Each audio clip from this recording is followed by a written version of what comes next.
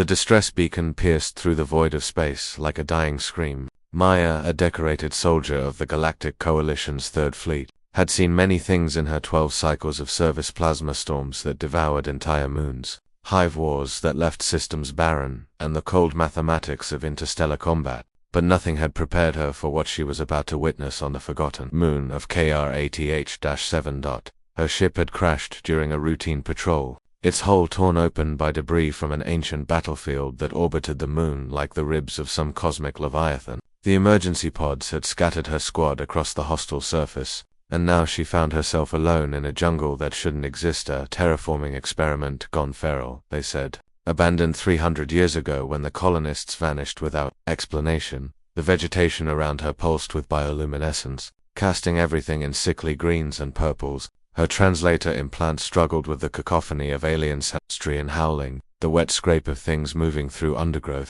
Maya's forearms clutched her plasma rifle, scanning the darkness beyond her helmet's display. That's when she heard it. Human voices. Impossible. Humans were the newcomers to the galactic stage. Barely 2 generations since first contact. They were merchants, diplomats, engineers, soft creatures from a gravity well so deep it should have crushed their ambitions. What would humans be doing in this nightmare? She followed the voices to a clearing where she found him. Ferret stood in the center of what had once been another crash site, though this one was clearly human in origin. The angular lines of Earth engineering were unmistakable. He was checking supplies scattered across the ground, his movements efficient and controlled. When Maya emerged from the tree line, he spun with a weapon raised primitive kinetic, she noted with surprise before lowering it. Coalition, he asked in accented but functional galactic standard. Third Fleet, reconnaissance. Maya's mandibles clicked with relief. You're far from Earth, human, Navy SEAL.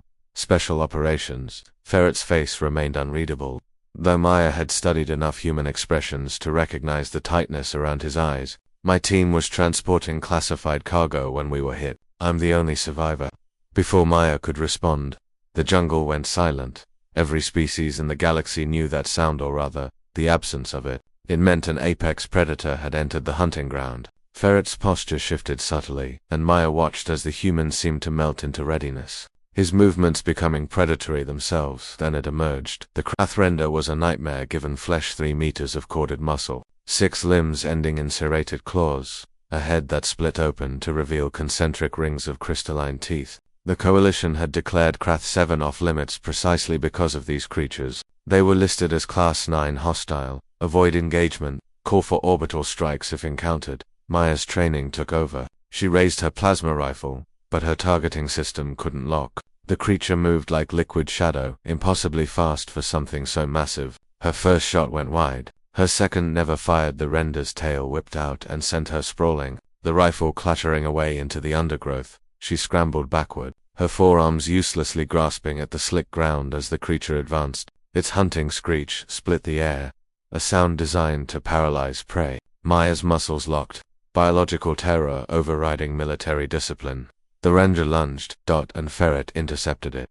The human moved with a speed that defied Maya's understanding of biological limits. He dove beneath the creature's strike, rolled, and came up with something in his hands, a combat knife, barely longer than his forearm. Against a 3-meter killing machine, it looked like a child's toy. The render twisted with serpentine grace, slashing at this new threat. Ferret didn't try to dodge. He moved inside the creature's reach, close enough that its claws couldn't find purchase. The knife flashed, once, twice, finding gaps in the armored hide that mere thermal sensors hadn't even registered. The render was an apex predator for a reason. It caught Ferret with a backhand blow that should have shattered every bone in his body. The human flew 3 meters and hit a tree with a sickening crack. Maya watched in horror as the creature turned back to its original prey.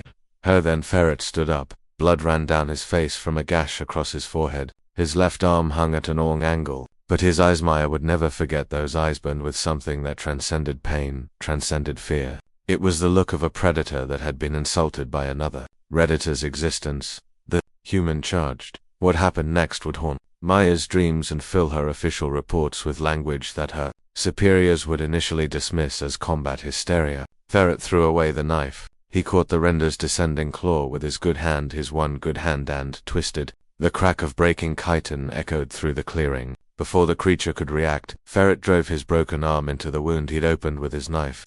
ignoring what had to be transcendent agony. The render screamed. Ferret didn't stop. He climbed the thrashing creature like a mountaineer, using its own armor plates as hands. When he reached its head, he jammed his fingers into the gap where its skull plates met a weakness no one should have been able to see, let alone exploit in real-time combat. And then, roaring with effort, he pulled. The sound of the render's skull separating from its spine was something Maya would hear in her nightmares forever. The creature collapsed, twitching. Ferret rode it down, his face spattered with ichor that steamed in the humid air. When he finally stepped off the corpse, he swayed once, then steadied himself. "You're okay?" he asked Maya, his voice rough, but somehow still controlled.